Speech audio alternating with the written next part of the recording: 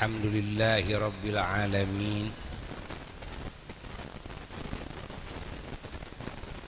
Wa afdhalus salati wa tammut taslimi ala sayyidil awwalin wal akhirin sayyidina wa nabiyyina wa maulana Muhammadin wa ala alihi wa sahbihi wa tabi'in wa tabi'i tabi'ina lahum bi ihsanin ila yaumiddin. Wala hawla wala quwwata illa billahil aliyyil azim. Amma ba'd. Fa ya ibadallah, usikum wa nafsi bi taqwallah, faqad fazal muttaqun.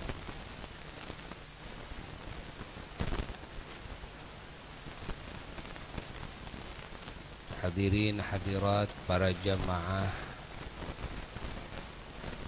malam khamisan yang sangat dicintai, yang sangat dimuliakan, yang sangat didoakan, yang sangat diharapkan doanya. Semoga semua dan keluarga kita, keturunan kita, orang tua kita, leluhur kita, guru-guru kita,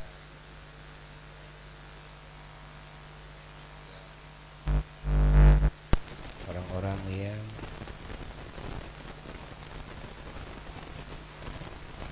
ada kaitannya dengan kita, yang beriman kepada Allah, dan seluruh saudara-saudara kita muslimin muslimat, mukminin mukminat dimanapun berada, kapanpun berada.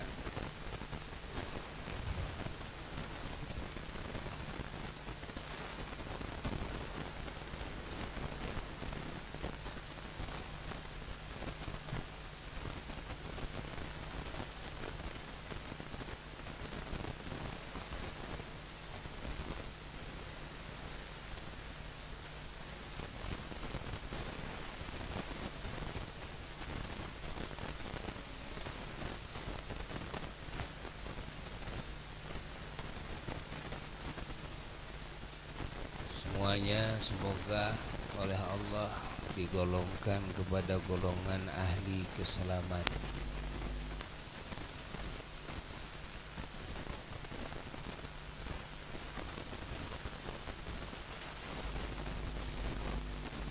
Nah, selamat dari segala kerugian, dari kehinaan,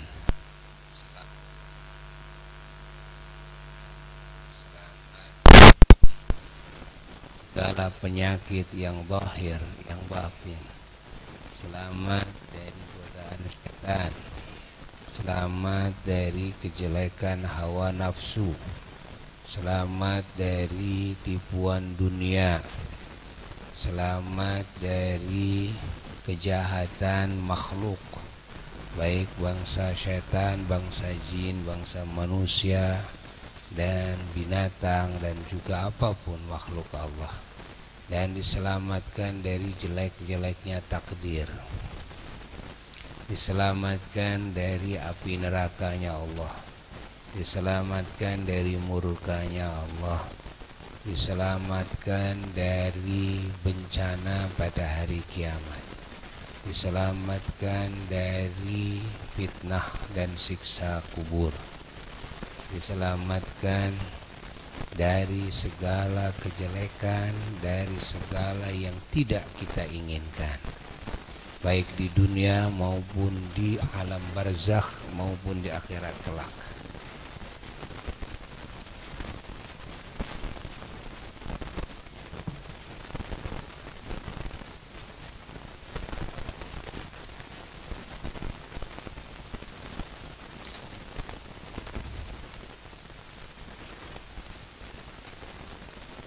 Dan di dalam rangka mencari ilmu, semoga semua mendapatkan ilmu yang manfaat, ilmu yang barokah.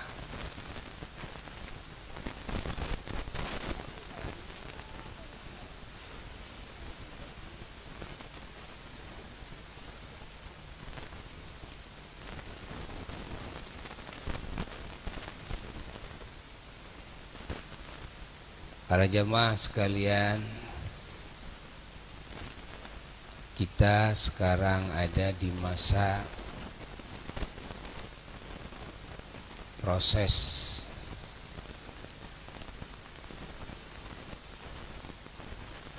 kejayaan Islam,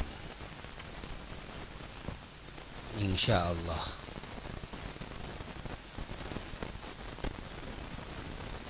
Kita semua yakin karena kita mendengar dari Nabi kita Sayyiduna wa Maulana Muhammad sallallahu alaihi wasallam lewat para ulama-ulama Allah, perawi-perawi hadis yang meriwayatkan bahwa di akhir zaman nanti akan ada masa kejayaan Islam. Yakni kejayaan Islam itu artinya masa itu umat Islam pada memiliki keimanan, keislaman, keihsanan yang kuat, yang sempurna. Artinya juga pada masa itu umat Islam pada memiliki ilmu yang sahih, yang tersambung mata rantainya kepada baginda Nabi besar Muhammad sallallahu alaihi wasallam. Pada masa itu umat Islam pada mulia akhlaknya, pada mulia sifat-sifatnya.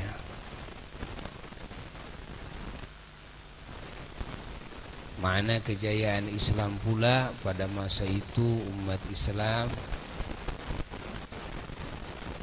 ahli amal semuanya.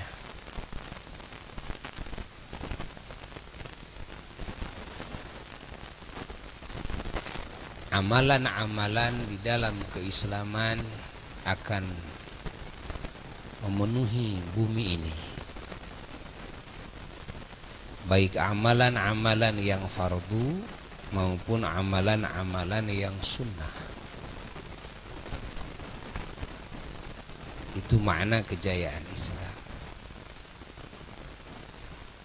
Makna kejayaan Islam lagi bahwa di masa itu umat Islam semua bergerak menjalankan watawasau bil haq watawasau bis sabr, yakni tabligh dan dakwah. Tidak semata-mata amanu wa amilus solihat saja, beriman dan beramal soleh saja, tapi juga watawasau bil haq, rajin memberikan nasihat kepada sesama, menunjukkan kepada sesama kepada kebenaran. Ini watawasau bil haq, watawasau bis sabr. Di antara sesama saling nasihati agar bersabar, karena kunci kesuksesan hanya terletak pada kesabaran. Kita kalau tidak sabar dalam mencari ilmu, gak akan dapat ilmu. Kita kalau tidak sabar dalam mengamalkan ilmu, tidak akan mampu menjadi muslim yang bisa mengamalkan ilmu. Kalau kita tidak sabar dalam berdakwah, menghadapi berbagai rintangan dan halangan, maka tidak akan tersebar agama ini kepada yang lain. Yang menjadi wasilah Islam sampai ke dada kita sudah 1400 sekian puluh tahun itu karena kesabarannya umat Islam yang terdahulu. Kesabarannya para ulama, kesabarannya para da'i, para ustadz.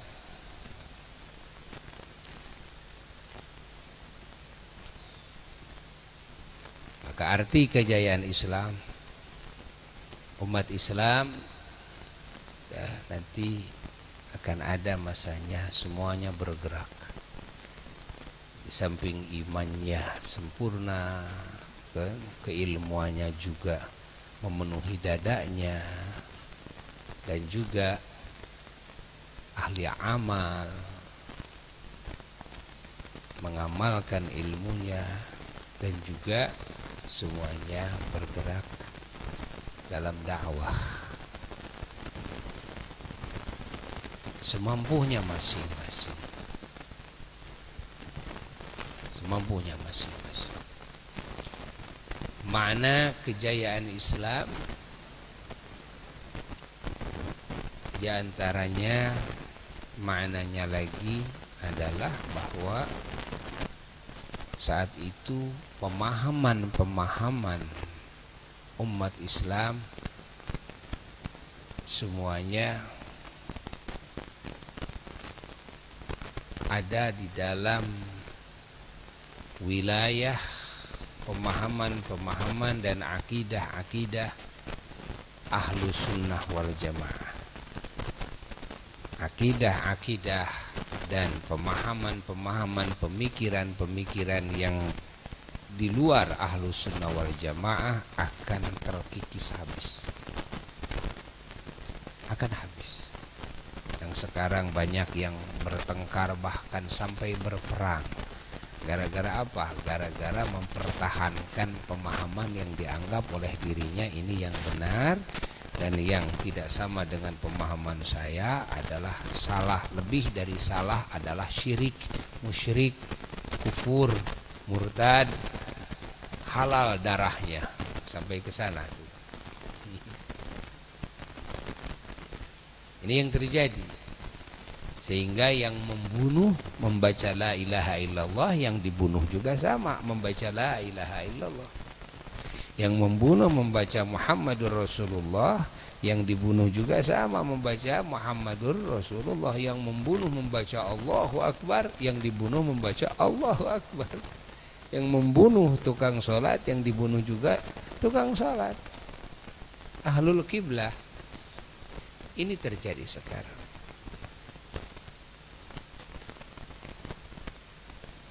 Kita sedih melihat keadaan ya di sebagian negara, di sebagian wilayah, antara muslim dengan muslim berperang, bertengkar, tidak bisa menyelesaikan permasalahan dengan ilmu, tidak bisa menyelesaikan permasalahan dengan akhlakul karimah, tidak bisa menyelesaikan permasalahan ya, dengan akal yang sehat ya. Jadi menyelesaikan permasalahan hanya dengan membunuh. Mereka menyangka bahwa dengan membunuh masalah bisa selesai. Tidak. Dengan membunuh tidak bisa selesai.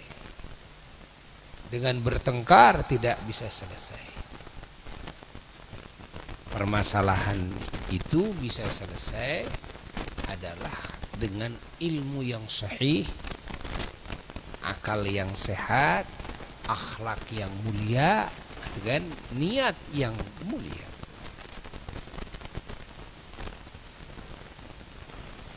Niatnya mau apa? Apakah niatnya mau membunuh atau mau apa? Tidak ada ajaran di dalam ajaran Rasulullah Sallallahu Alaihi Wasallam membunuh. Tidak ada. Ingat, membunuh itu ada dalam situasi yang sangat-sangat darurat. itu pun juga dilakukan justru demi menjaga kemaslahatan hidup bagi orang yang banyak. Seperti orang yang dia berani membunuh sesamanya kan tanpa haknya, ya, orang yang sudah berani membunuh ini bisa jadi berani membunuh yang lainnya. Maka di dalam ajaran Islam, kan, di dalam hukum syariat Islam, bagaimana hukuman bagi orang yang membunuh? Dibunuh lagi, kecuali kalau dimaafkan oleh keluarganya. Itu pun juga tetap harus dikenakan denda yang sangat berat sekali. Tuh.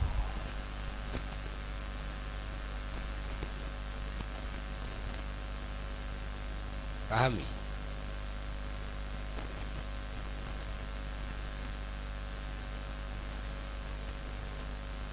Islam diturunkan justru untuk menjaga manusia agar terjaga agamanya, terjaga kesehatan akalnya, terjaga juga kan jasmaninya, kan jiwa raganya, terjaga harta bendanya, terjaga keluarganya dan keturunannya, terjaga juga kehormatannya, dijaga betul-betul. Sehingga di dalam ajaran Islam tidak boleh melakukan apapun yang bisa menimbulkan sakit, yang bisa menimbulkan rugi, hatta rugi harta, yang bisa menimbulkan tabdzir, kan? Menyia-nyiakan harta, yang bisa merugikan dirinya atau yang lainnya.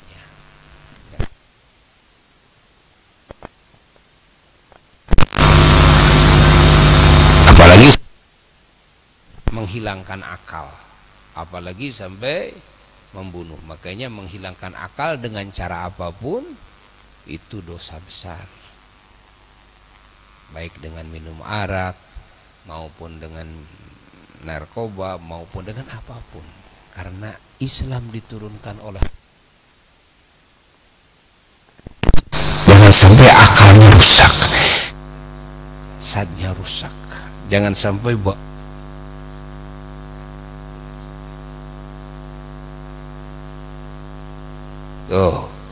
jangan sampai hartanya rusak, jangan sampai keluarganya juga rusak. Itulah tujuan agama diturunkan. Makanya diharamkan menghina yang lain, diharamkan membuka aib yang lain. Kenapa? Karena ini merusak kehormatan. Diharamkan kan ghibah, diharamkan memfitnah. Tuh Allah Allah Allah Allah Allah. Diharamkan juga hasud di dalam hati kita. Orang yang dihasudinya tidak tahu, ya, karena cuma di dalam hati saja. Itu diharamkan. Dah dosa besar hasud ini. Kenapa? Karena hilangnya rasa kasih sayang. Kalau orang hasud, artinya dia sudah kehilangan sifat kasih sayang. Di mana sifat kasih sayang ini dasar di dalam agama. Bagian daripada dasar di dalam ajaran Islam adalah hadirnya sifat kasih sayang di dalam hati kepada semua makhluk Allah. Orang kalau hasud artinya kehilangan sifat itu. Itu sudah dosa.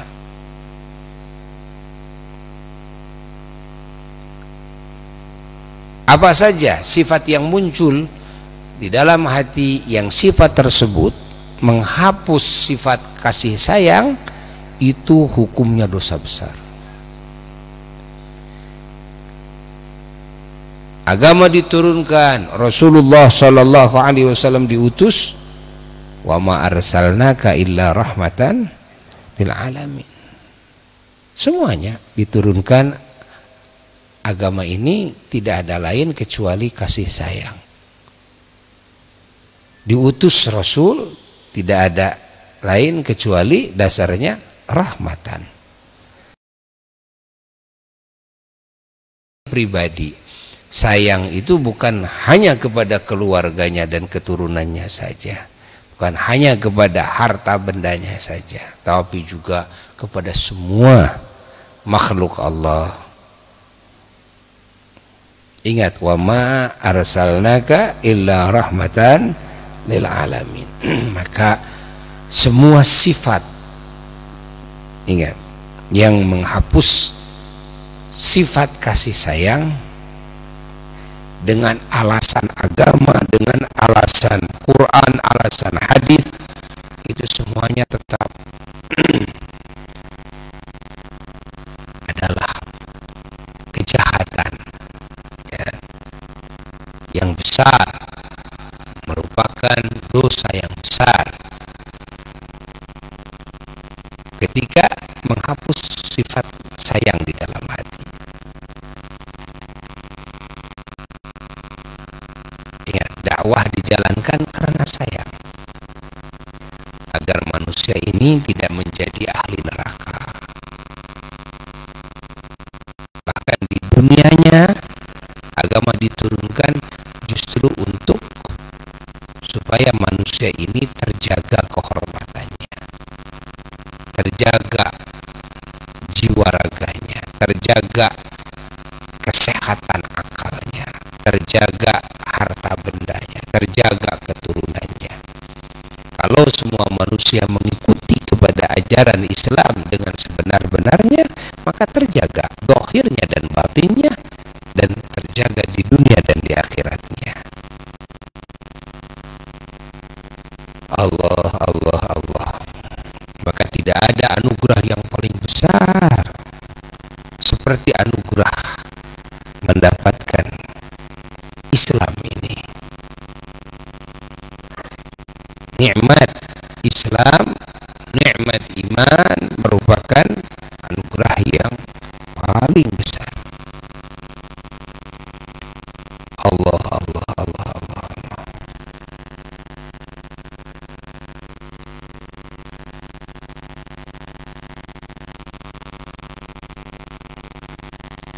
Maka kita wajib bersyukur kepada Allah Jalla Jalaluhu atas anugerah iman dan Islam, dan kita harus terus berdoa dan berjuang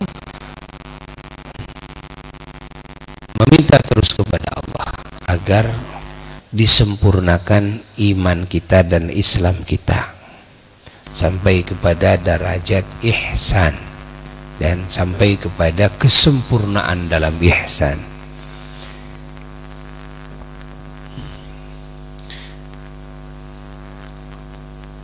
Lalu juga makna kejayaan Islam nanti, bahwa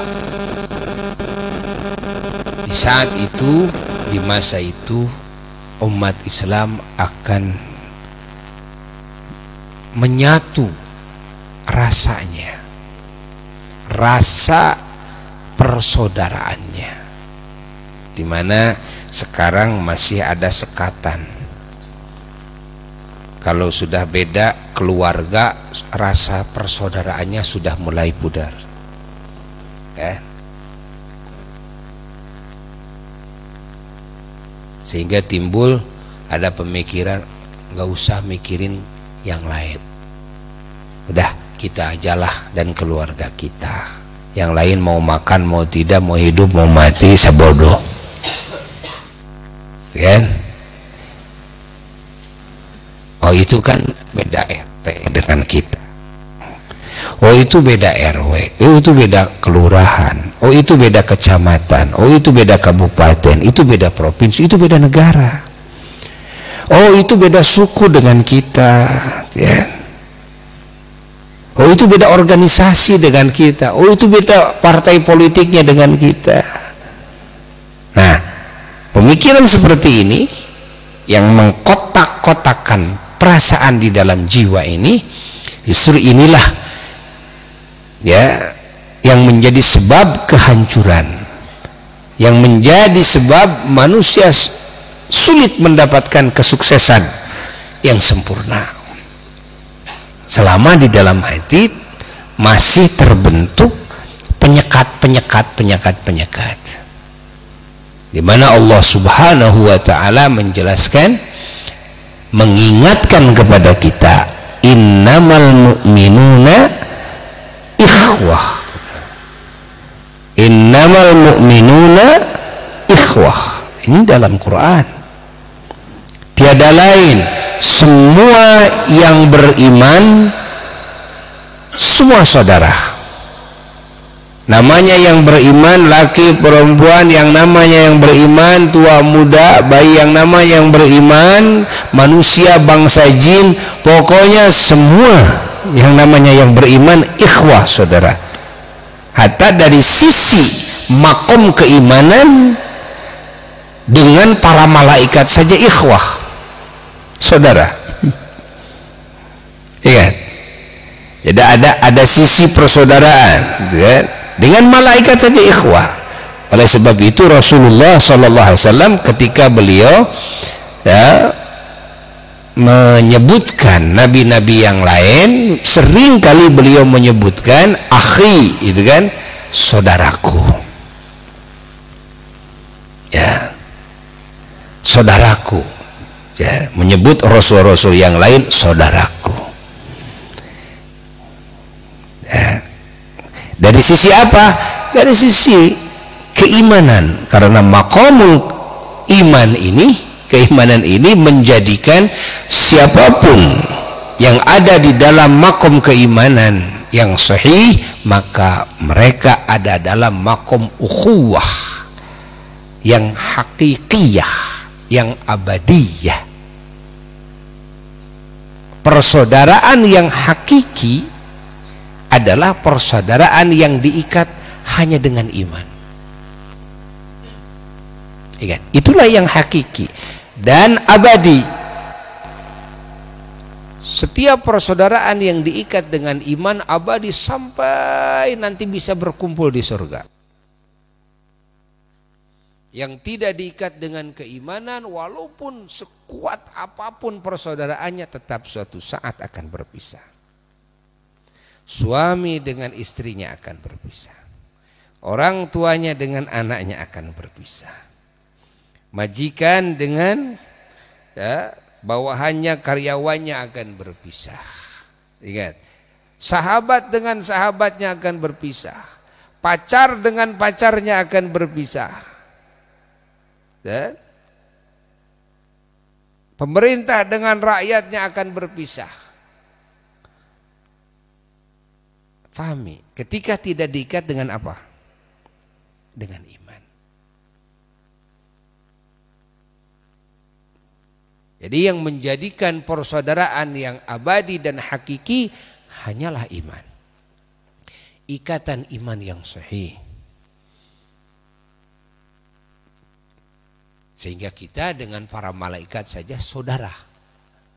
Dari sisi apa? Maqamul iman. Walaupun beda-beda tugas, ya, tugasnya ini, yang ini, tapi tetap ya, semuanya adalah ikhwah. Ikhwah itu saudara.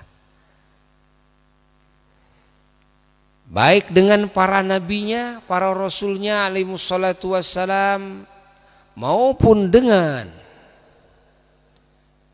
semua umatnya. Maka Rasulullah Sallallahu Alaihi Wasallam menyebutkan kepada umatnya ikhwan. Ikhwan.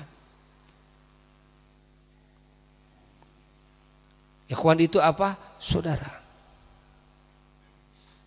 Rasulullah Sallallahu Alaihi Wasallam kepada umatnya, ya, Di satu sisi beliau menyebutkan ummati, umatku, tapi di sisi lain beliau juga menyebutkan ikhwani, saudaraku. Dari sisi apa? Itu ikhwan adalah dari sisi ikatan apa? Iman. Dengan umat Nabi Adam alaihissalatu wassalam, dengan umat Nabi Idris, dengan umat Nabi Nuh alaihissalatu wassalam, dengan umat Nabi Musa alaihissalatu wassalam, dengan umat Nabi Isa alaihissalatu wassalam, dengan umat seluruh para rasul alaihissalatu wassalam, maka kita umat Islam ini adalah saudara. Pahami oleh kita semua. Ini persaudaraan yang hakiki dan abadi adalah, ingat, persaudaraan keimanan. Jadi al-ukhuwah al-imaniyah. Inilah al-ukhuwah al-hakikiyah al-abadiyah. Selain daripada al-imaniyah, kan? Seperti al-ukhuwah al-watoniyah, al-ukhuwah an-nasabiyah, al-ukhuwah al-organisasiyah, al-ukhuwah al-asiyasiyah, al-politikiyah itu, asiyasiyah itu kan, atau al-ukhuwah itu kan, al-iktisadiyah, perekonomian kan, apa saja persaudaraan dalam olahraga, dalam itu, pokoknya yang lain semuanya pasti ada saatnya putus, tidak hakiki dan tidak abadi, tidak hakiki dan tidak abadi. Tapi mukmin dengan mukmin, kan, mukmin dengan mukmin, masya Allah, dan tetap akan dikumpulkan lagi nanti. Suami istrinya ya tetap akan dikumpulkan nanti.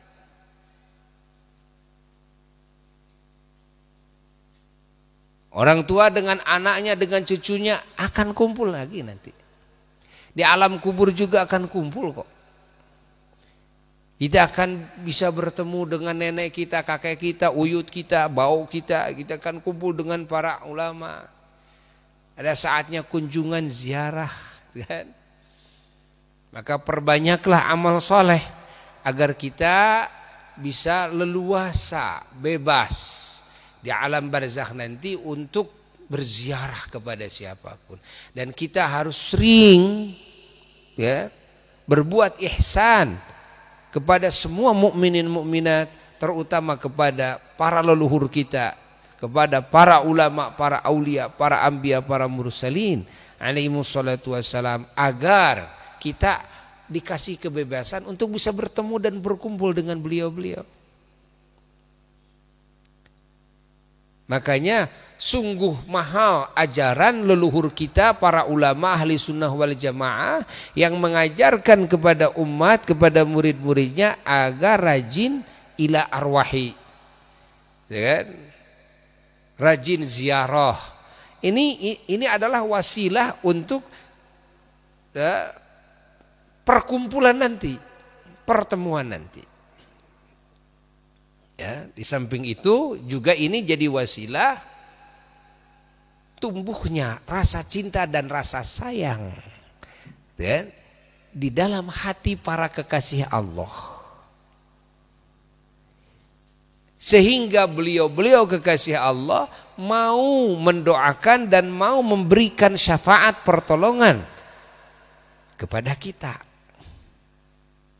Ketika kita rajin ila arwahi kepada para wali, menghadiahkan pahala bacaan Fatihah, bacaan Quran, pengajian seperti ini, itu kan? Apa saja tuh dihadiahkan ila arwahi, ila arwahi, ila arwahi. Ingat, ini menjadi wasilah tertanam rasa cinta dalam hati beliau-beliau kepada kita semua. Kalau beliau-beliau sudah sayang kepada kita, beliau-beliau kan para pejabat-pejabat, para penguasa-penguasa akhirat, bukan penguasa dunia. Ya? Para ulama, para wali, para syuhada, terutama para nabi, para rasul alaihi wassalatu wassalam, beliau-beliau ini para penguasa akhirat. Di akhirat itu beliau itu punya kekuasaan, dikasih kekuasaan oleh Allah. Kalau di dunia kan yang disebut penguasa itu kan paling tinggi apa? Presiden, itu penguasa. Penguasa apa? Penguasa dunia. Semua penguasa dunia ketika sudah masuk ke akhirat semuanya tidak akan punya kekuasaan sedikit pun. Siapa yang nanti punya jabatan, kan? Punya kekuasaan, dikasih wewenang, kebijakan, kan? Mereka adalah para rasul, mereka adalah para nabi, mereka adalah para wali, mereka adalah para ulama, mereka adalah para syuhada, para solehin. Maka kita harus merapat kepada mereka semua. Kita harus ada ta'alluq. Hati kita ini ada hubungan erat dengan mereka semua yang mulia. Hati kita ini harus dididik untuk cinta kepada beliau-beliau. Dan juga harus terus bisa berbuat ihsan, kebaikan kepada beliau-beliau. Di antaranya dengan sering menghadiahkan pahala amal, dengan berziarah, ziarah kepada para nabi, ziarah kepada para rasul alaihi wassalatu wassalam, wabillahi khusus kepada Sayyidina Maulana Muhammad sallallahu alaihi wasallam. Ziarah kepada para wali, ziarah kepada para ulama, baik yang masih hidup maupun yang sudah wafat. Ziarah kepada para solihin, orang-orang soleh. Rajin hadir dalam majelisnya para ulama, rajin berkumpul dengan orang-orang soleh. Pokoknya harus dekat dengan mereka-mereka. Kalau kita jauh dari mereka, punya apa kita ini untuk menyelamatkan diri kita, apalagi keluarga kita? Apa ilmu dan amal yang bisa dijagokan untuk keselamatan kita? Yang jelas banyaknya dosa yang kita rasakan. Apakah kita tidak ingin selamat di akhirat nanti? Apakah kita tidak ingin bahagia di alam barzakh dan di akhirat nanti? Maka kita harus berjuang mendekati para ulama, mendekati orang-orang soleh terus. Ikut juga berjuang dengan para ulama, dengan tenaga, dengan harta, dengan ilmu, walaupun ilmu umum digunakan untuk berjuang di dalam agama bersama para ulama. Tuhan. Ini adalah wasilah yang akan menjadikan kita bisa bareng dengan beliau-beliau. Bisa berkumpul nanti dengan beliau-beliau. Ya.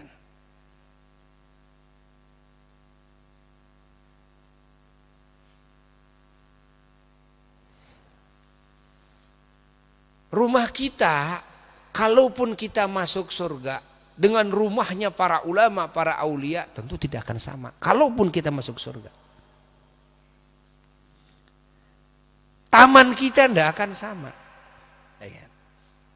Tapi kita bisa menikmati rumah yang lebih mewah dari rumah kita. Karena apa? Karena kita sering kumpul dengan ulama di rumahnya, di tamannya. Bukankah di dalam hadis diriwayatkan bahwa nanti di surga itu ada hari kunjungan. Kunjungan kepada para ulama, kunjungan kepada itu kan. Hari kunjungan. Insya Allah. Coba Buya mau tanya kepada semua yang hadir. Kalian punya enggak pondok seperti ini? Punya majelis seperti ini? Punya bangunan seperti ini? Enggak. Tapi kalian sering duduk di majelis ini? Sering menikmatinya?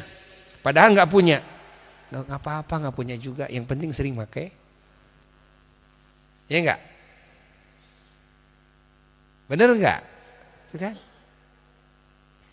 Tuh, banyak yang tidak masantren, banyak. Jadi santri juga tidak pernah, apalagi jadi ustadz. Tapi bukankah kalian sering berkumpul dengan para ulama? Di dunia kalian bisa seperti ini, di akhirat pun kalian bisa seperti ini.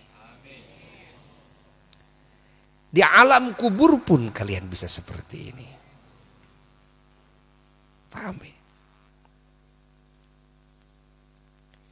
Makna hadis Rasulullah sallallahu alaihi wasallam, yuhsyarul mar'u ma'aman ahab.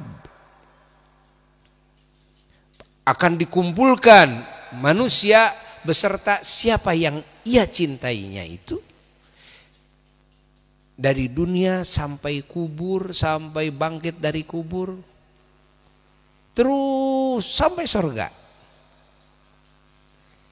Ketika hati ini cinta kepada para ulama, di dunia juga berkumpul. Yang mengumpulkan kalian bisa kumpul dengan ulama-ulama Allah, padahal kalian santri pun juga bukan, kan? Kenapa kalian bisa kumpul dengan ulama? Pahami, ya? Karena cinta kalian kepada ulama. Cinta, rindu kepada ulama. Yang membawa kalian bisa hadir dalam majelisnya ulama adalah cinta kalian. Sehingga kalian siap berkorban uang untuk ongkosnya, gitu kan? Kendaraan, walaupun musim hujan, walaupun kotor, walaupun jauh, walaupun malam. Apa yang menjadikan kalian mampu bisa hadir berkumpul dengan ulama adalah cinta kalian kepada ulama. Begitu pula kecintaan kalian kepada orang-orang soleh. Begitu pula kecintaan kalian kepada para nabi dan para rasul alaihimussalatu wassalam. Maka jika kita ingin selalu bersama dengan kekasih-kekasih Allah, maka tumbuhkanlah rasa cinta di dalam hati kita kepada para kekasih Allah.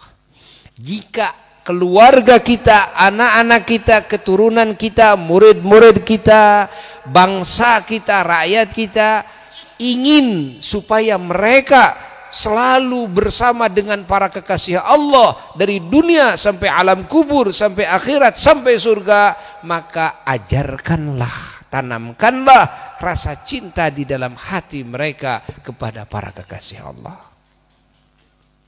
Hanya itu syaratnya. Hanya itu syaratnya. Karena untuk menjadi ulama semuanya tidaklah mungkin. Tidaklah mungkin.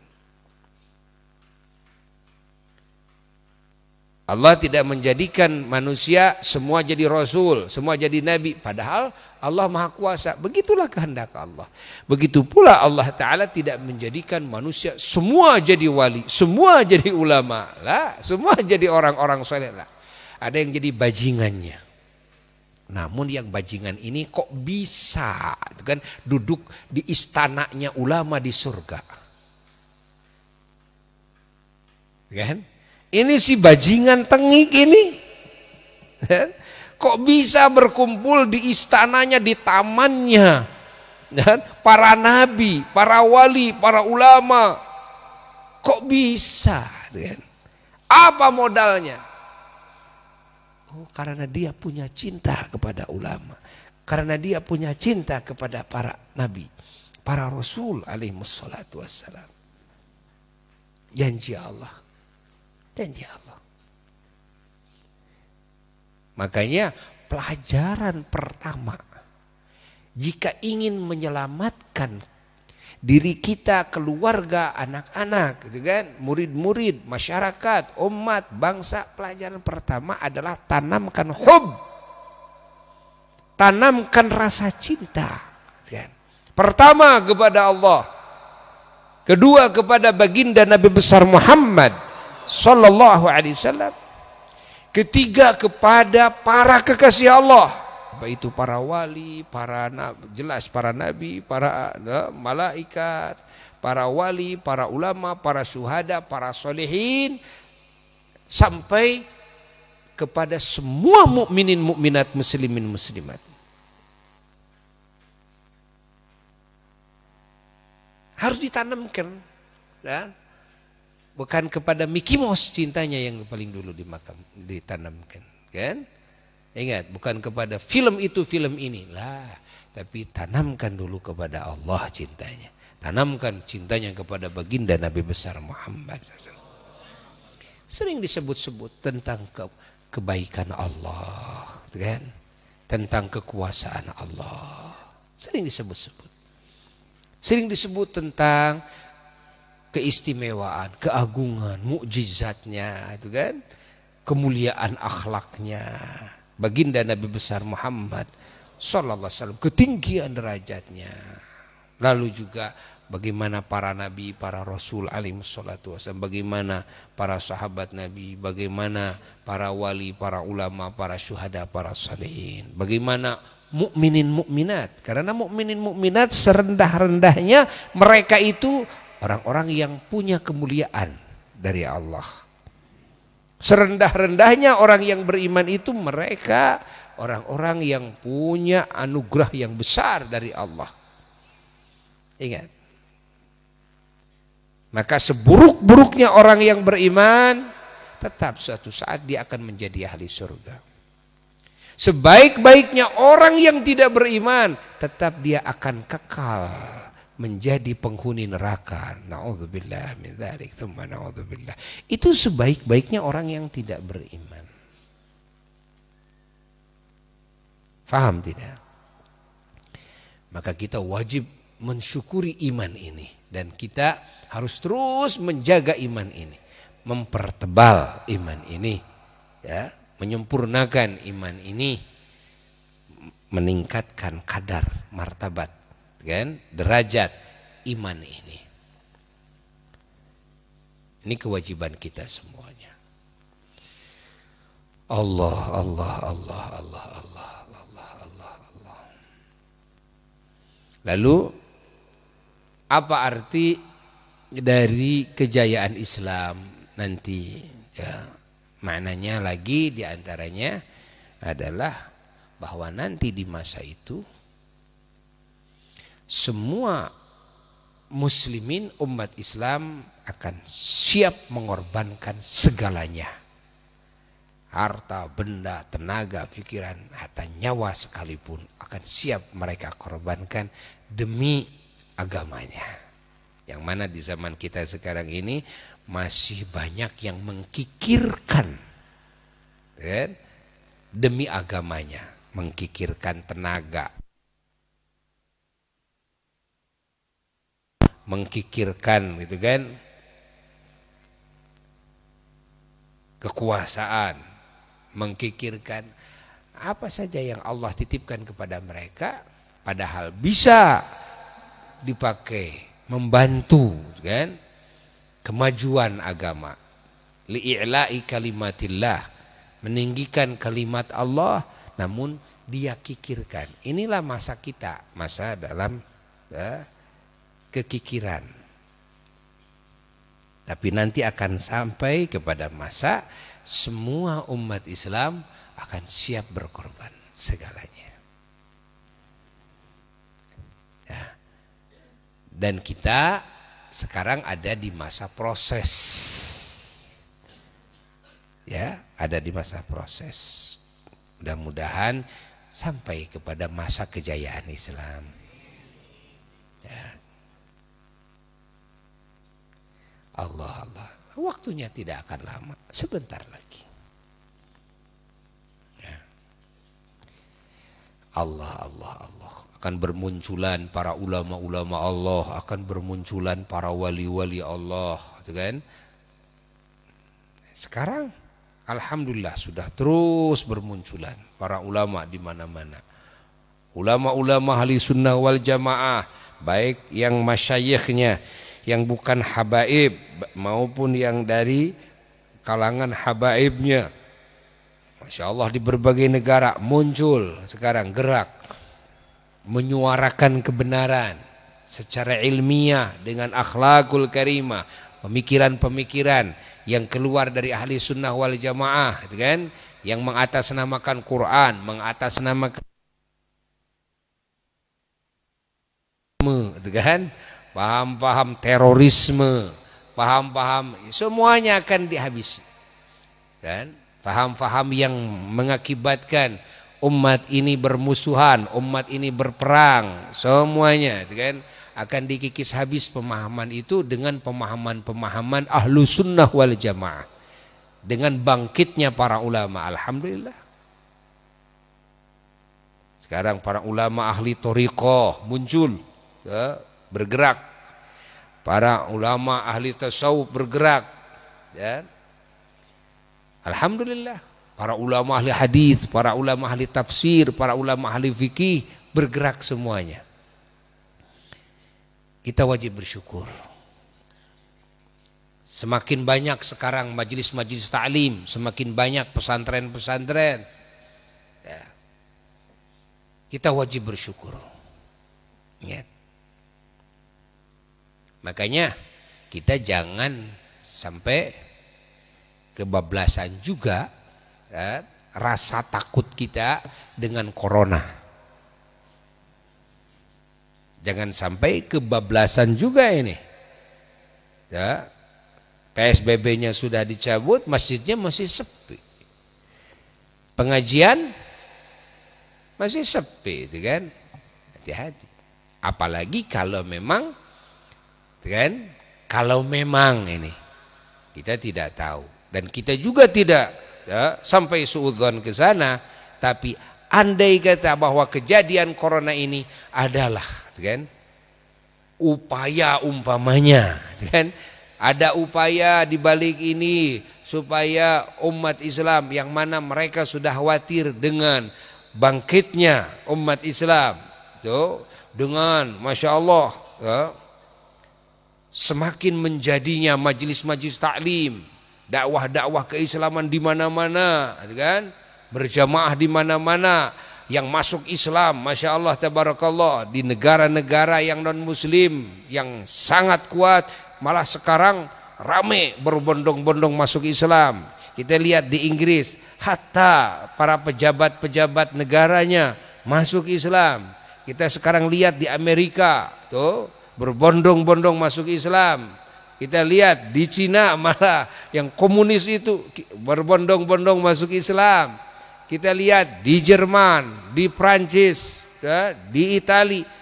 Ini negara-negara yang wah, itu kan,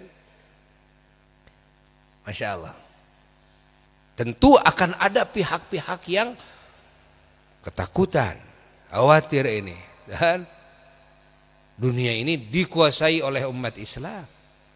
Memang suatu saat akan terjadi seperti itu, bahwa dunia akan dikuasai oleh umat Islam, nah, oleh umat Islam. Ya, tapi oleh umat Islam yang baik, ya, dengan pemikiran yang baik, dengan pemahaman yang baik. Bukan arti penguasaan yang menindas, bukan arti penguasaan yang radikal, bukan arti penguasaan yang membunuh, lah. Tidak. Justru penguasaan yang betul-betul bisa mengayomi semuanya.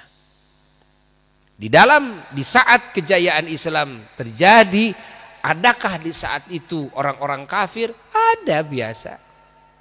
Ada, bisa. Bukan semuanya di muka bumi ini jadi umat Islam, lah, bukan seperti itu. Ada. Tapi begitu indah umat Islam mengayominya, begitu indah umat Islam mengaturnya, Masya Allah. Begitu bijak umat Islam memayunginya. Pahami oleh kita semuanya. Allah, Allah, Allah, Allah. Namun nanti di saat kejayaan Islam itu, agama Yahudi akan lenyap. Nasrani pun juga akan menjadi Muslim. Ya, mau tidak mau. Diterima atau tidak diterima, sadar atau tidak sadar, bahwa gereja-gereja suatu saat akan menjadi masjid. Yang ngomongkan bukan Buya. Itulah kejayaan Islam. Kenapa? Karena Yesusnya sendiri nanti yang berdakwah. Nabi Isa alaihissalatu wassalam yang akan turun. Nabi Isa alaihissalatu wassalam yang akan klarifikasi, yang akan memutihkan akidah orang-orang yang mengaku bertuhan kepada Allah lalu mengaku bertuhan kepada dirinya. Orang-orang yang berkeyakinan bahwa Nabi Isa disalib, beliau sendiri yang nanti akan memplikasi ini. Bagaimana disalib? Ini saya ada, itu kan, hadir di tengah-tengah kalian. Allah, sehingga semua patung-patung salib semuanya akan sirna, semuanya akan sirna. Insyaallah. Babi-babi semuanya akan dibunuh, yang dipakai untuk mengelabui umat Islam. Bahkan orang-orang Nasrani sekalipun pada dalam ajaran agamanya diharamkan babi itu. Nah, tapi mereka menjadi orang yang biasa mengkonsumsi babi lalu mengelabui umat Islam. Nah, nanti akan dihabisi, dibunuh. Siapa yang memerintahkan pembunuhan babi itu? Nabi Isa sendiri nanti. Ini dalam hadis sahih. Nabi Isa sendiri nanti, insyaallah.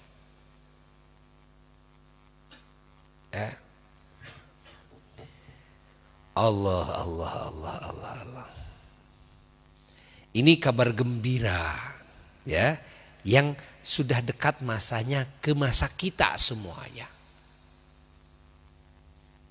Kabar gembira dari Allah, kabar gembira dari baginda Nabi besar Muhammad sallallahu alaihi wasallam. Makanya jangan kebablasan umat Islam ini. Jangan kebablasan. Ya. Andai kata mereka punya cara bagaimana supaya menghentikan kegiatan ibadah umat Islam, dakwahnya umat Islam, itu kan, masjidnya supaya sepi, pengajian supaya sepi, pesantren supaya libur, sehingga umat Islam nanti bisa dikelabui, itu kan, dengan new normal umpamanya, umat Islam bisa, itu kan. Nah, mereka tetap akan gagal. Akan gagal. Karena umat Islam itu dikasih jurusnya banyak oleh Allah. Ya, dikasih jurusnya banyak. Ketika yang lain mengatakan, tuh umat Islam meninggalkan Jumaah, enggak apa-apa. Kan ada jurusnya itu kan. Jurus meninggalkan Jumaah, itu kan. Ada jurus meninggalkan berjamaah. Ada jurus sholatnya ada jaraknya. Ada jurusnya. Benar itu menurut syariat Islam. Oh benar menurut syariat Islam. Dosakah? Tidak. Tidak bisa dianggap umat Islam yang meninggalkan Jumaah itu kan dosa. Apalagi sampai 3 kali. Walaupun puluhan kali, ratusan kali tetap tidak dosa. Ya. Tuh. Sebab boga naon? Jurusnya.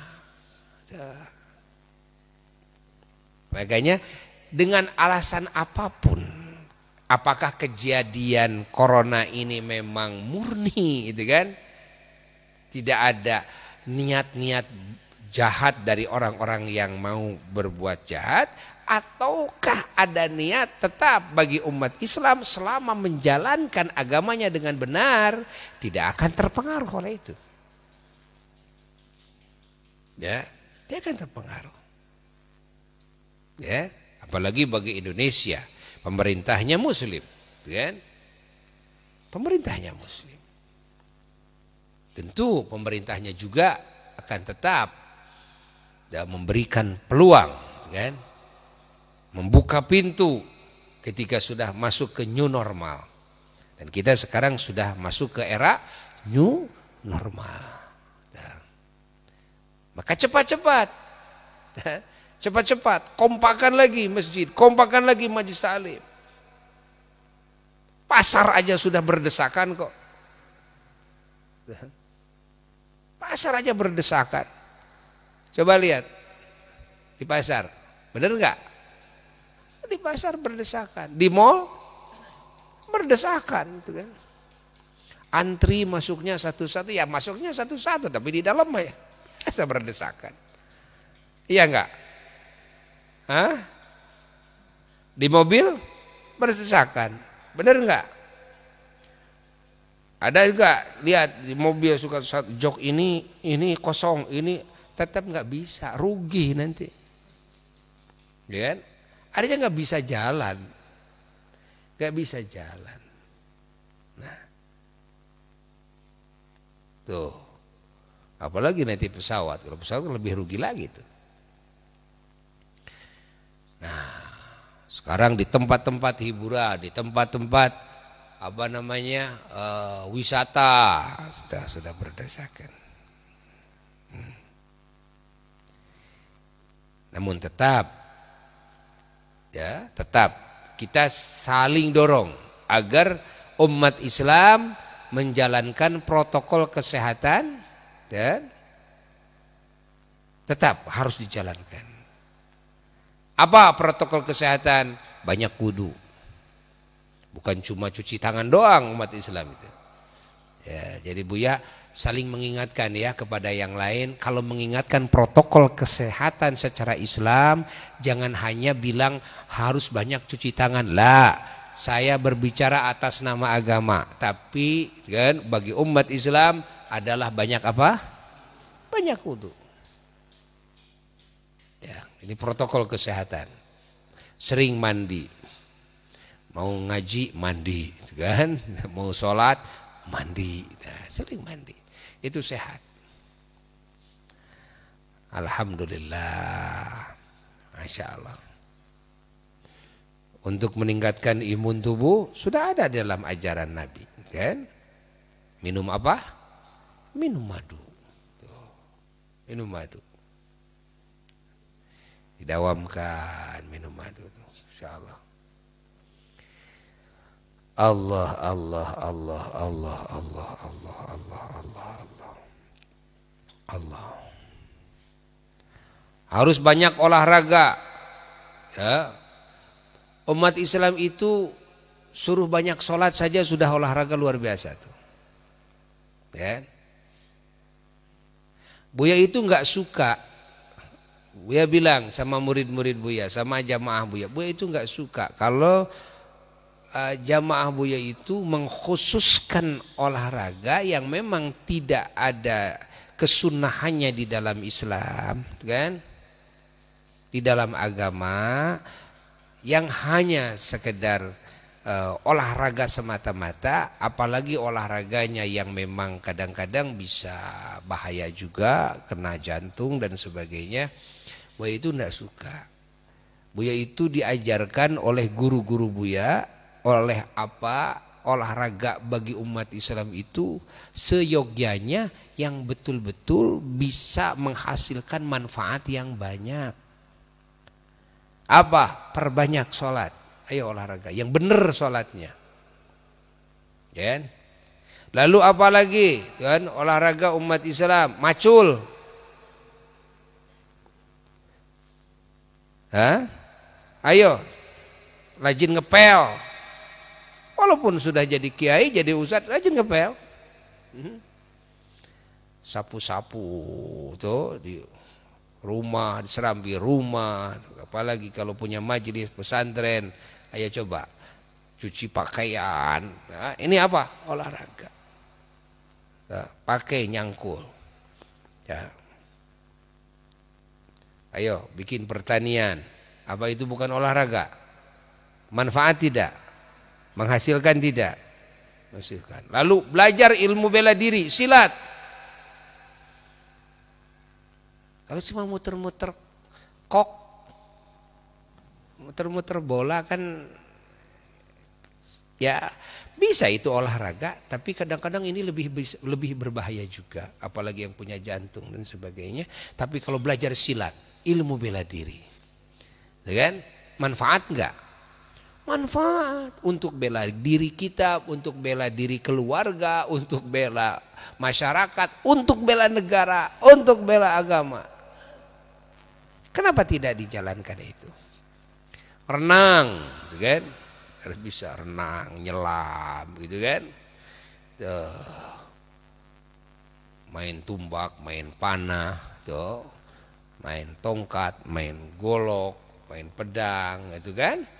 Itu main kuda. Kalau sekarang tambahin main motor, silakan trek-trekan itu manfaat tuh.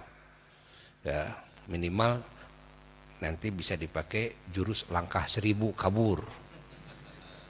Nah, kan? Bisa kan? Nyopir gitu kan? Bisa. Nah, apa yang manfaat? Yang manfaat, jalankan. Yang lebih banyak manfaatnya, jalankan. Ya, yang sedikit manfaatnya, coba alihkan kepada yang lebih banyak manfaatnya. Marah itu, apa itu marah? Ya, Buya dulu lagi kecil, seneng main bola, lagi kecil, bolanya pakai kalapa. Ya malum di kampung, ya, pakai jeruk Bali gitu kan, nggak ada bola gitu, nggak ada. Marah, ya, marah. Kita beralasan olahraga itu, marahnya bukan main. Apakah tidak ada olahraga yang lebih banyak manfaatnya? Ya, lebih banyak, bukan bagi diri kamu saja, tapi bagi umat, bagi bangsa, bagi negara, bagi agama. Ya, bahkan olahraga bisa menghasilkan, Masya Allah, menjadi wasilah menghasilkan duit, menjadi wasilah menghasilkan makanan. Ayo, minuman, olahraga, tani. Apa itu? Masya Allah, setiap habis sholat subuh terus khotaman Thariqah Qadiriyah Naqsyabandiyah, lalu setelah itu beliau ngajar dulu. Setelah sholat isyraq ngajar dulu santri, setelah ngajar santri lalu beliau bawa cangkul kemana? Ke gunung. Itu tiap pagi, nggak lama-lama, hanya sampai jam 9 sudah bawa talas, bawa singkong, bawa pepaya, bawa pisang segala macam. Tuh datang ke rumah lalu sholat duha. Selesai sholat duha ngaji lagi, insyaallah. Tapi rutin tiap pagi begitu. Rutin terus begitu. Sehingga tanah kebunnya yang begitu banyak, sawahnya semua terurus semuanya. Dengan rutinitas itu. Makanya kelihatan banyak yang ketemu sama apa ya? Sehat kan? Terus usia di atas 100 tahun masih sehat, olahraganya rutin, Masya Allah. Jadi paling tidak suka kalau menghambur-hamburkan tenaga lalu tidak ada manfaatnya atau sedikit manfaatnya. Apa sukanya yang banyak manfaatnya. Disebut nate ku apa mah anu teu aya manfaatnya teu dunya teu akhirat. Menang duit ente capek, nu nyana mah capek gitu, menang duit ente kong ho sepae.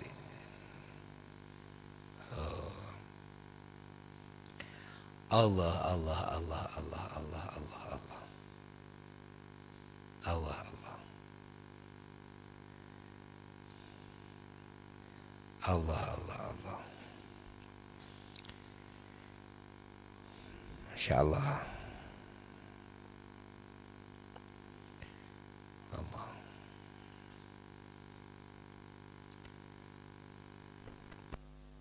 Maka kita semuanya harus berjuang ikut di dalam proses kejayaan Islam. Artinya proses untuk menyempurnakan iman kita semua. Menyempurnakan Islam kita, menyempurnakan ihsan kita. Rajin ngaji, ini proses kejayaan Islam. Ya, kita jangan menunggu kejayaan Islam nanti. Ya, itu makan secara total, itu kan? Secara total, menyeluruh. Nah, sekarang kita bangun kejayaan Islam ya, untuk pribadi kita. Bangun kejayaan Islam di dalam rumah kita. Bangun kejayaan Islam di dalam majelis kita, di dalam pesantren kita. Kita punya murid berapa? Bangun ya, kejayaan Islam di sana. Agar mereka menjadi orang-orang yang sempurna imannya, Islamnya dan ihsannya. Ini pesantren-pesantren dimanapun itu adalah proses di dalam mewujudkan kejayaan Islam. Ya, membangun majlis-majlis ta'lim, tabligh akbar, itu semua proses. Jalankan oleh kita. Jalankan. Mudah-mudahan walaupun tidak sampai umpamanya kita ke masa Nabi Isa alaihissalatu wassalam nanti turun, kan? Kita semuanya tetap yang paling inti bukan sampainya ke masa itu, tapi yang paling inti adalah kejayaan Islam dalam diri kita masing-masing. Itu yang paling inti. Karena percuma kita sampai ke masa Nabi Isa tapi iman kita ya, masih lemah. Percuma, bukan itu yang kita maksud. Kan? Allah, maka anak-anak kita pesantrenkan anak-anak kita. Kitanya rajin ngaji. Suasana di rumah coba usahakan supaya penuh dengan nilai-nilai iman. Ya. Terdengar alunan Quran, terdengar alunan sholawat, terdengar alunan baca maulid, terdengar gitu kan, alunan zikir dan sebagainya. Adakan majelis zikir, majelis taklim keliling gitu kan, di RT kita, di RW kita, dibentuk sholawatan, kan? Dibentuk ratiban oleh kita, dibentuk. Apakah dari masjid ke masjid atau dari rumah ke rumah, gitu kan? Bahkan sebaiknya gitu, rumah-rumah kita itu justru harus diisi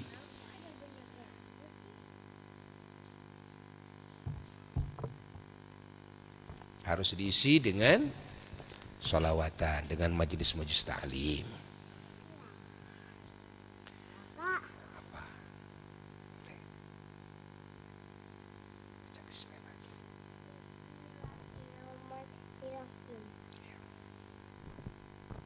Tangan kanan.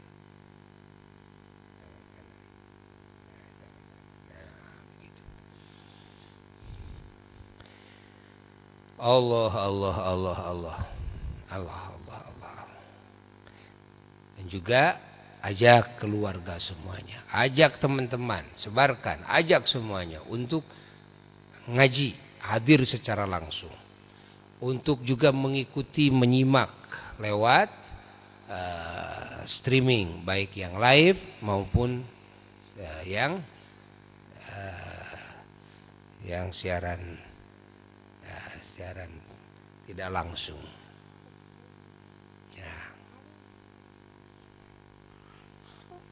Alhamdulillah. Sudah banyak ini yang ikut menyimak di FB ya, Asyifa TV. Kasih tahu semuanya, yang belum tahu ajak supaya mendengarkan. Ada yang rekamannya. Buya sengaja juga menginstruksikan kepada anak-anak Buya supaya bisa mengisi di streaming Asyifa.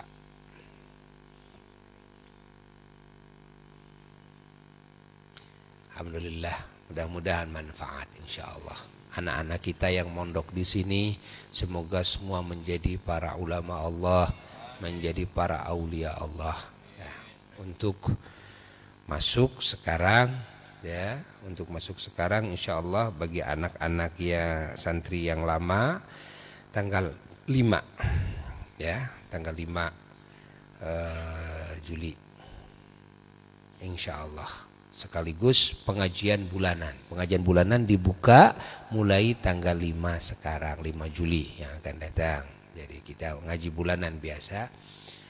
Lalu bagi anak-anak santri yang baru insyaallah masuknya tanggal 15 Juli, dibedakan oleh Buya ya. bagi yang belum daftar langsung bisa mendaftar. Sekarang disarankan daftarnya secara online ya, daftarnya secara online. Sudah diumumkan, tinggal kita transfer ke bank yang Bank BNI Asy-Syifa, Yayasan Asy-Syifa Al-Muhammadiyah, BNI Syariah, lalu dilaporkan plus identitas anak yang akan mesantrennya.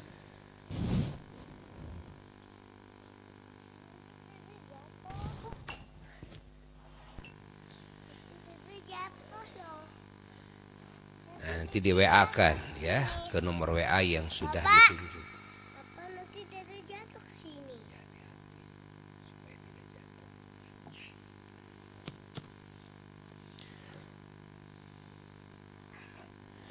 Allah Allah Allah Allah. Lalu Buya ada rencana insya Allah, tapi baru rencana ya, lagi dalam persiapan. Ada diantaranya jamaah yang merasa tidak mampu untuk pendanaan, umpamanya untuk masuk di sini, Buya akan sediakan pesantren tetap ya bisa mesantren, kan? Yaitu rencananya di laki-laki di Pengaduan Hebel, di majelis di sana. Lagu untuk perempuan rencananya di Ranca Ekek untuk tahap pertama. Tuh. Untuk tahap, tapi di sini tetap ada tamhidi tetap di sini bagi yang mampu.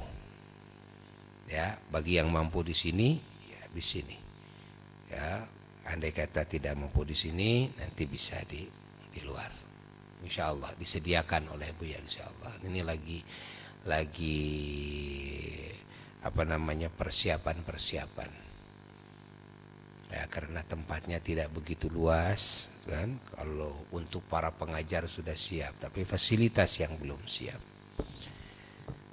Alhamdulillah, sekarang yang akan masuk santri baru ini sudah lebih dari 100 orang ya. Mudah-mudahan Allah melancarkan segala sesuatunya. Siapapun yang anaknya mondok di sini khususnya, mudah-mudahan segala urusannya, usahanya, rezekinya oleh Allah dilancarkan hingga tidak ada kendala ya untuk menjadikan anaknya menjadi ulama-ulama Allah. Dan kita sebagai orang tua harus terus berjuang. Ya, harus terus berjuang. Karena ketika anak kita menjadi ulama, sudah kebahagiaan dan keuntungan, kemuliaan yang sesungguhnya akan digapai juga oleh orang tuanya, akan digapai juga oleh leluhur-leluhurnya. Dan kita harus berjuang agar anak kita bisa pesantren, agar anak-anak yang sedang pesantren itu terus dijaga oleh kita sampai tuntas. Makanya Buya minta kepada orang tuanya agar menjaga anak-anaknya jangan sampai terganggu, minimal sampai kelas 6 ya, minimal sampai kelas 6. Nah, ini banyak yang kena godaan itu biasanya di perempuan. Nah, perempuan sudah punya hubungan dengan laki-laki, akhirnya tidak sampai kelas 6. Ada yang sampai kelas 3, ada yang sampai kelas 4, sudah berhenti di sana. Tidak disebut gagal. Ya, karena di sini mesantren di sini kelas tamhidi saja alhamdulillah insya Allah sudah cukup untuk pribadinya. Belum kelas 1 dia sudah cukup untuk pribadinya. Namun kalau untuk menjadi pendidik, pengajar, mubalik ya, untuk menjadi ulama, untuk memiliki pondok, nah ini diperlukan tuntas sampai kelas 6. Ya. Makanya yang sedang pesantren di sini usahakan tuntaskan, jangan sampai berhenti di kelas 5, berhenti di kelas 4. Jangan.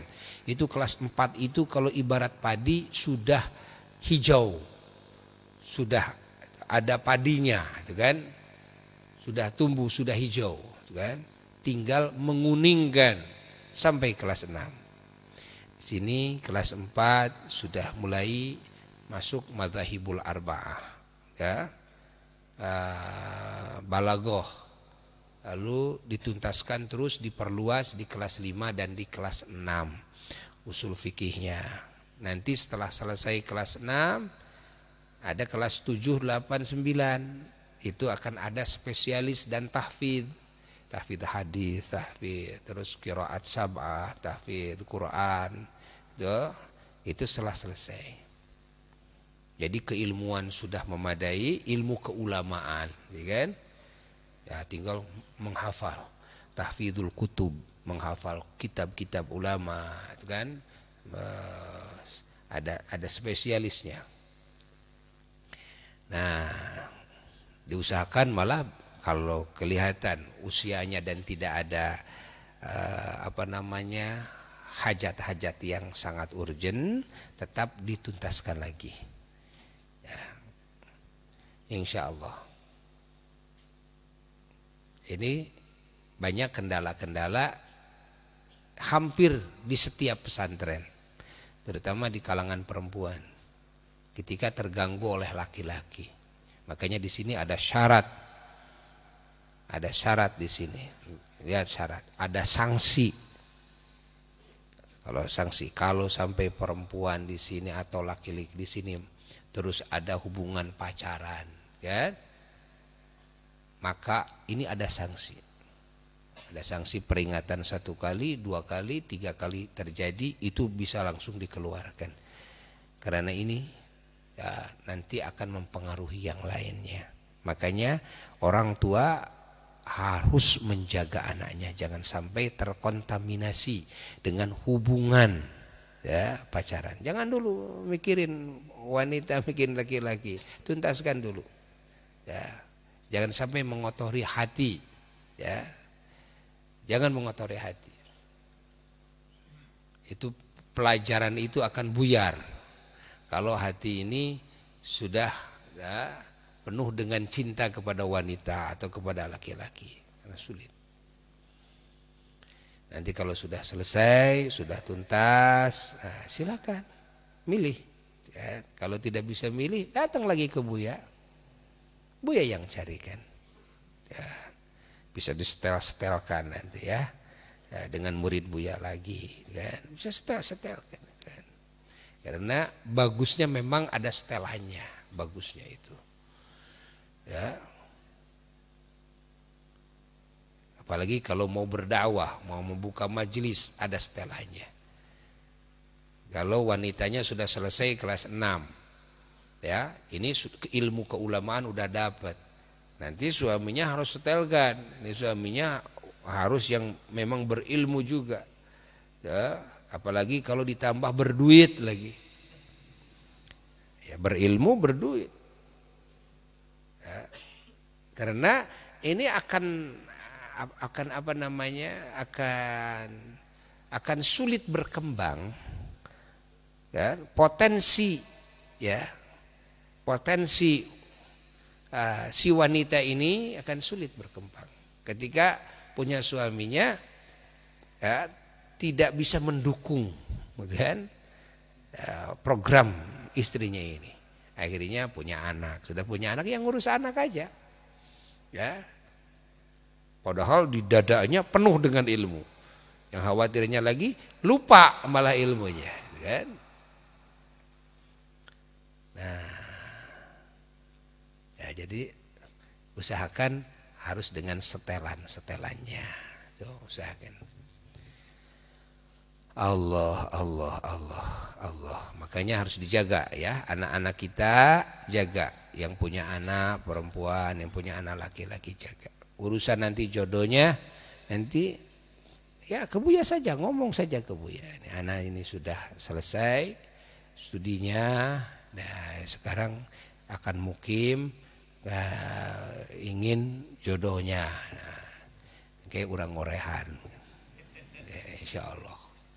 Kena kotak ajaib. Jadi Buya punya kotak ajaib. Alhamdulillah. Alhamdulillah. Ya, masih ada waktu yang mau mendaftarkan anaknya, masih ada waktu. Tuh, sampai tanggal 5 diusahakan ya, tanggal 5 Juli. Masih ada waktu. Allah. Semoga Allah Subhanahu wa taala menghujankan nikmat, menghujankan rahmat, menghujankan barakah, menghujankan karunia kepada kita semuanya, keluarga kita dan keturunan kita, dan kepada semua saudara-saudara kita muslimin muslimat, mukminin mukminat dimanapun berada, dan menghujankan rizkinya yang halal, yang baik, yang barakah, yang gampang, dan juga rizki hissi, rizki ma'nawi, dan semoga Allah memberikan futuh kepada kita dan keluarga dan keturunan kita, kepada semua muslimin muslimat dengan futuhnya para arifin, para aulia, para ulama, para syuhada, para solehin, para anbiya, para mursalin, para malaikat muqarrabin alaihimus salatu wassalam. Dan semoga Allah Subhanahu wa taala mendandani hati kita semua, jiwa kita semua, dan mereka semuanya dengan akhlak yang mulia dan mensucikannya dari seluruh akhlak yang tercela. Dan semoga Allah Ta'ala menyelamatkan kita dan mereka dari segala bala, dari musibah, dari wabah, dari fitnah, dari segala kerugian, segala kejelekan yang nampak, yang tidak nampak, dan dari ahli kejelekan yang nampak dan yang tidak nampak. Semoga Allah Subhanahu wa taala memanjangkan umur kita dan umur mereka semuanya, ya, dengan penuh jaminannya, dengan penuh kasih sayangnya, penuh ridhanya, penuh cintanya, dan juga penuh pertolongannya, penuh hidayahnya.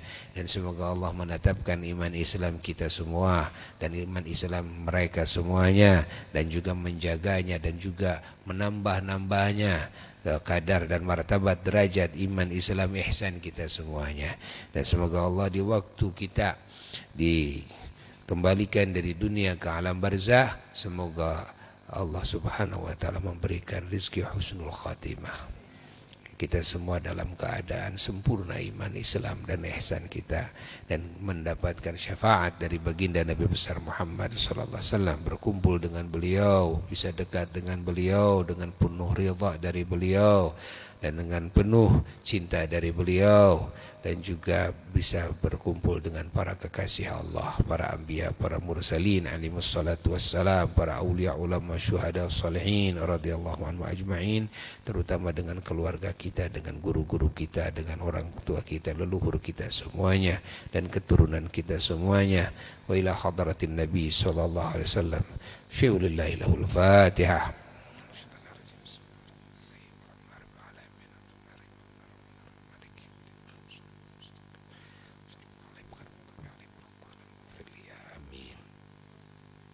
Ada yang tertinggal ya, bagi para pemuda umpamanya ya, tidak bisa masuk pesantren, tidak bisa.